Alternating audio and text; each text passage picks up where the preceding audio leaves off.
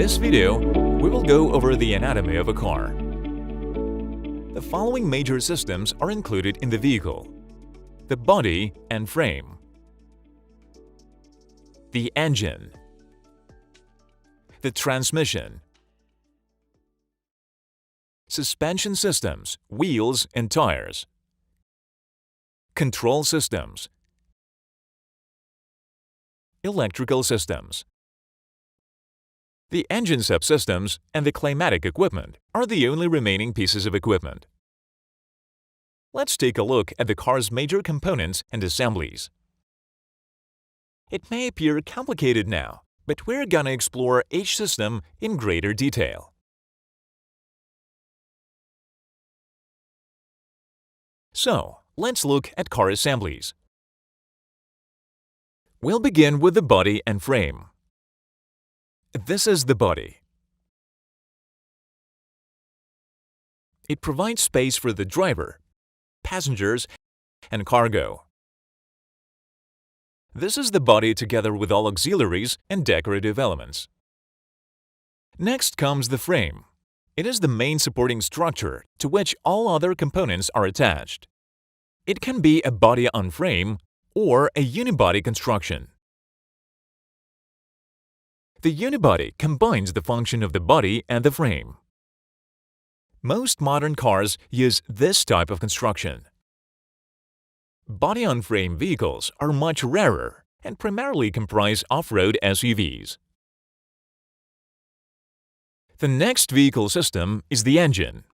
The engine is usually located in the front of the vehicle. The engine converts one form of energy into mechanical energy, which is then used to propel the car. The internal combustion engine, ICE, is the most commonly used engine type in automobiles. Such engines rely on the combustion energy of gasoline, diesel fuel, or, in rare cases, another kind of fuel. Electric and hybrid motors are also becoming increasingly popular. You can see a 4-cylinder, 16-valve gasoline internal combustion engine. This engine's operating cycle consists of 4 strokes: intake, compression, power, exhaust. The engine has numerous subsystems such as the intake system, exhaust system, fuel supply system, cooling system, and others. The internal combustion engine generates mechanical work, and the torque is then transferred to the transmission system via a flywheel. The transmission is the device that connects the engine to the drive wheels. It transfers, changes, and distributes torque to the drive wheels. Transmissions are classified based on the type of gearbox. The manual gearbox requires the driver to select and change gears by using a gear shift lever and a clutch pedal. In case of the automatic gearbox, to travel forwards, the driver only needs to shift the selector into the drive mode. Further gear changes do not necessitate driver intervention. The type of wheel drive is another significant distinction between transmission systems. You can now see a vehicle with front-wheel drive. Depending on the type of wheel drive, transmissions can have a variety of structures and compositions. A front-wheel drive manual transmission includes the following components: the clutch, manual gearbox, final drive and differential, and axle shafts.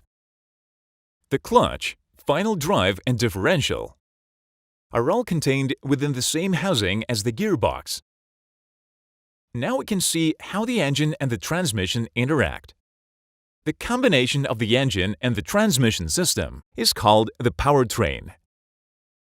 Rear-wheel drive is another type of wheel drive.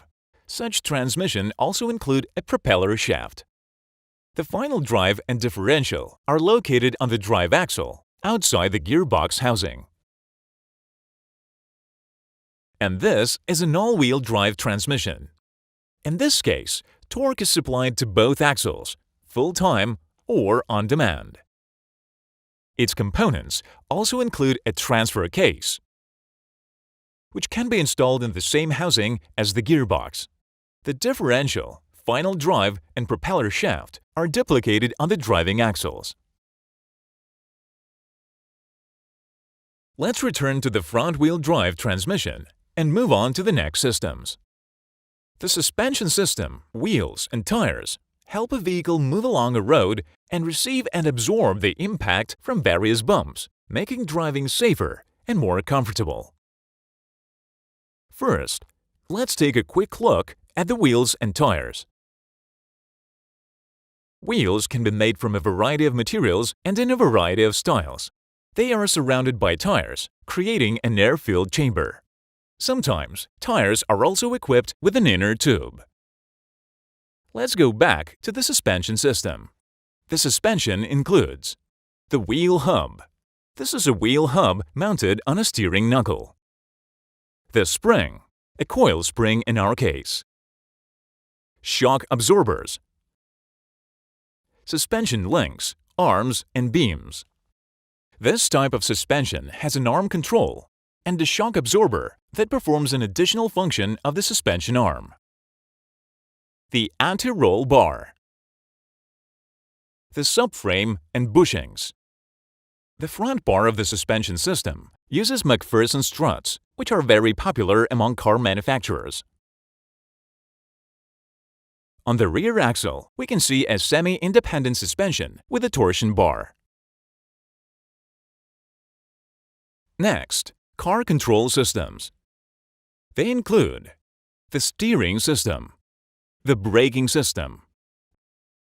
In this section, it would also be appropriate to review engine and transmission controls.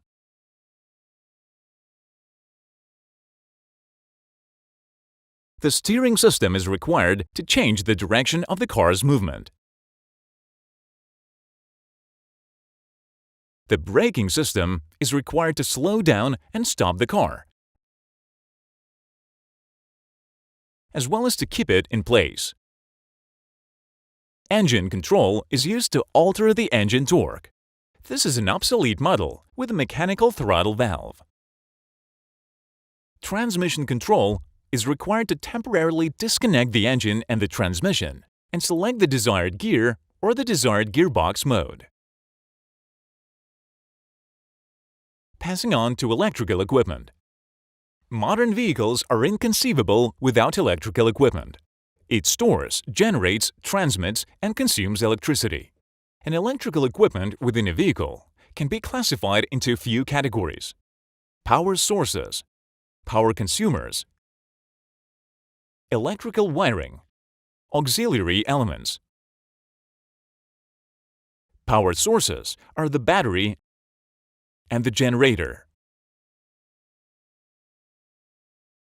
Power consumers include various appliances that require electricity to operate, such as headlights, the starter motor, the engine control unit, and others. Electrical wiring connects various components of the electrical system. Auxiliary elements include relay and fuse boxes, as well as various buttons and switches. This concludes our review of the basic car components. If you want to learn more about the car's structure, see our next videos. Bye everyone!